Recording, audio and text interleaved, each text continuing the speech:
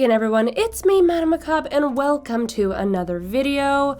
Sorry, I am still currently sick, so I'm still here like a makeup-less gremlin. Cause you know, makeup over a cold, it's a losing battle. You put foundation on your nose, then you gotta blow your nose. Then all of a sudden, the rest of your face is done up, but your nose is red, and you look like a clown, which for me isn't always a bad thing, cause, you know. But that ain't the look I'm going for right now. I'm just trying to tell a story, okay? Anyway, for today's story, I've got an interesting development in the Wendigo department, or the good old Wendigoogler. So those of you who have been following me for a while and have heard my various stories on my encounters, you know, I've had multiple encounters and experiences that I tend to lean toward being Wendigo related, you know, via the sudden extreme temperature drop, like icy see your breath frost, stinky rotten meat smell, and the one time when I saw that like massive thing that was only picking up on my phone getting closer before I got out of there. You know, I've had some experiences. I think even in one of them, I posted the audio recording where it was like mimicking Shadow Kiss's dog Shadow, like out in the forest with that weird metallic warble noise. So I am personally not unfamiliar with these spooky ookies. It's interesting though, because the first one I encountered, I was down in Oregon when that happened, and the one that I've had recurring incidents with, that one is here in Washington, out on Shadow Kiss's grandparents' property. They, for those of you who may not necessarily be familiar with the past stories, I will give a slight recap so we can all be on the same page here. My good friend Shadow Kisses, she lives with her grandparents up on their property in the mountains, right next to a big old tree farm. It's not like, you know, the little Christmas tree farms where, you know, they get only to a certain height and you cut them down. No, this is like a forestry thing, so it's big, deep, protected forest, way out in the mountains. It's beautiful, it's serene, it's very quiet, it's away from the city. But it can also be pretty sketch out there at night. Any of you rural folks, you know that things happen deep in the woods up on the mountains. Things that you can't comprehend if you're a city slicker. Anyway, some of these experiences that have been had out there on the property, first of all, they all take place at night. That's one thing to keep in mind. And every time one of these things is encountered, it always gets uncharacteristically cold. It just gets freezing.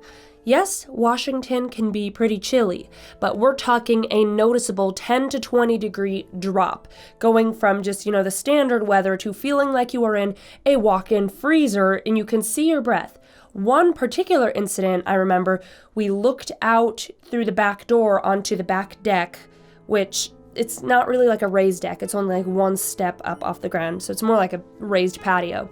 But we look out because the motion light had been set off, and there was like a snail trail of literal frost across the deck after we had been hearing weird noises out there and the dog didn't want to go out. And mind you, when this happened, the little frosty snail trail, that was in the summer. There was no reason it should be getting icy out there, okay? Washington is cold, but we get hot summers. And along with the frigid cold, there is also the horrible rotten meat smell. And your first instinct when you're out in those woods is think, okay, maybe it's like a deer carcass or something. But the weird thing with this is it comes out of nowhere and it leaves as soon as it arrived.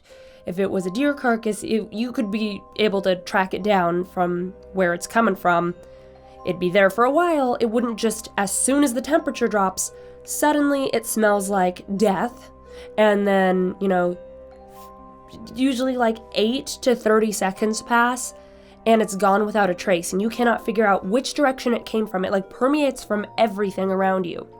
It is pretty spooky, you know. It's probably my least favorite thing about going out to visit in the mountains, because I usually stay late over there and head home at like 1, 2 in the morning, and I don't care for getting back into my car in the dark out in the woods on the mountain. Well, enough with the little Wendigoogler recap. We have new developments. So just the other day, I went up to visit Shadow Kisses for the first time in a long time because she has been busy taking care of Shadow, who had surgery and has needed to be like helicopter watched to make sure she doesn't cause issues or blow out her other knee while she's recovering. So that's actually why Shadow Kisses couldn't be here to help me tell this now, because she's still got to watch Shadow and make sure she's going to be okay. But there was other stuff she had to take care of as well. So it ended up being something like a month in between me being able to see her last. So I was really happy to be able to go out there and finally see her. And we hung out for a while. Now, there's little details and things that in hindsight are kind of spooky. They didn't really seem like much when I got there, but it added up. So I get over there, I wait till traffic died down, so it's probably closer to 7 p.m. when I get there. It's still daylight out, so I get in and we sit down in her room and we chat and we start hanging out. She's got her window open and there's a light rainfall outside, and it's nice, but I kind of get a weird gut feeling while we're sitting there, and I don't say anything to her because Shadow Kisses gets freaked out really easily, so I don't bring these things up to her, especially because I'm really sensitive to strange things and it could be just something passing by.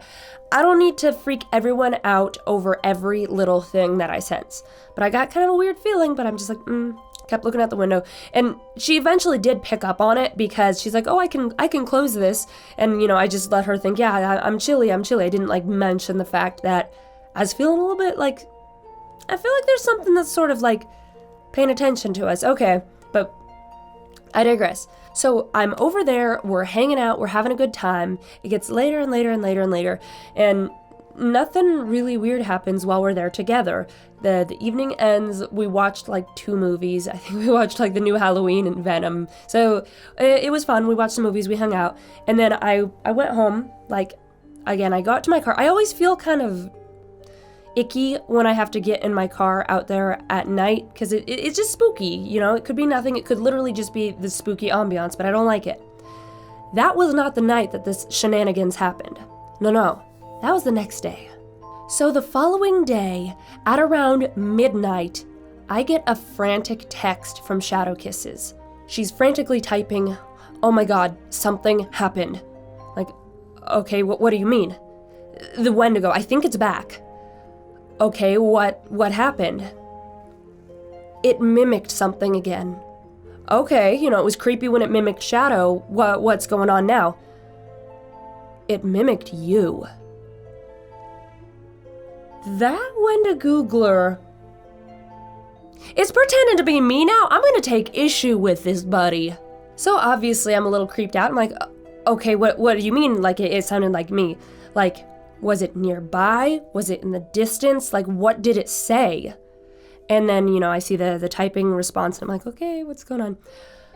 It was far away, like it was from in the tree farm, and if you've seen past videos, we think the tree farm is sort of where it sort of hunkers down. Out in the tree farm, which is still connected to her grandparents' property, so it was distant, like it was my voice specifically, shouting, calling her, basically saying, Des, come here! Like, literally me telling her to come here. That's playing dirty. I don't care for that. I don't consent for you to use my voice, Wendigoogler. That's a problem.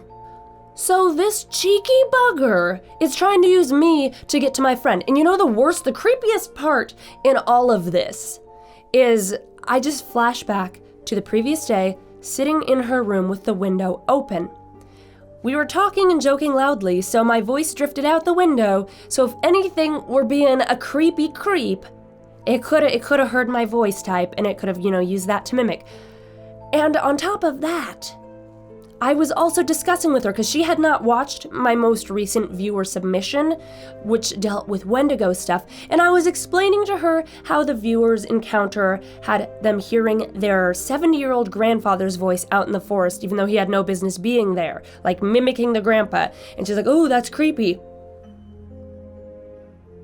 Cheeky bugger. So you're telling me the day after I go hang out with my friend and I talk about another Wendigoogler mimicking human voices, and then suddenly you're mimicking my voice? I don't like that. And I forgot to mention, it wasn't just my voice calling, it was my voice calling and then also like a weird, distorted, like warbling, screeching noise, which that's one thing I don't quite understand. I hear that in a lot of like Wendigo encounter stories, is like this weird feedback thing. Not sure what causes that, but again, don't care for it. I mean, I make jokes and I make humor out of the situation now and I can laugh at it, but I'm gonna be 100% honest with y'all. If I were over there and I heard my own voice calling out from the forest, I'd probably like faint or something. That'd be too psychologically screwy for me. Because anything that's got to do with you and another version of yourself, I don't like that.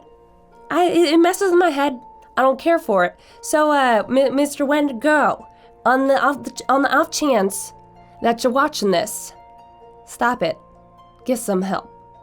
But yeah, that's where we currently are, and it's interesting because we had gone a while, like at least a month or two, with no activity, and we've heard in some research that Wendigos can follow migratory and hibernation patterns, so it could either be in other territory or sleeping and then become active again, dormant, active, dormant, active. So it seems like it had been dormant for a month or two, and yay, happy day, it's active again. So I'm sure there's gonna be all sorts of new shenanigans happening out there, deep in the woods on the mountain. So I'm sure this isn't where the story is gonna end. Actually, if you guys would like to hear stories about this thing from Shadow Kisses herself, let me know. I'm sure I could get her to come down sometime and record her own perspective on these things, and again, there's probably stuff happening out there tonight that I haven't experienced, so I'm sure more will happen. So if you'd like to hear from her, please just let her know in the comments below. Anyway, that is all we have time for today. I hope you enjoyed this spooky little Wendigoogler expedition. One last thing, the backdrop for my videos is probably going to change for a little while because I am just about to move. There's a lot going on, so things may be different until I've settled in and got my new backdrop up and everything. Anyway, I have got to go, so I will catch you all next time, and until then, remember, stay creepy.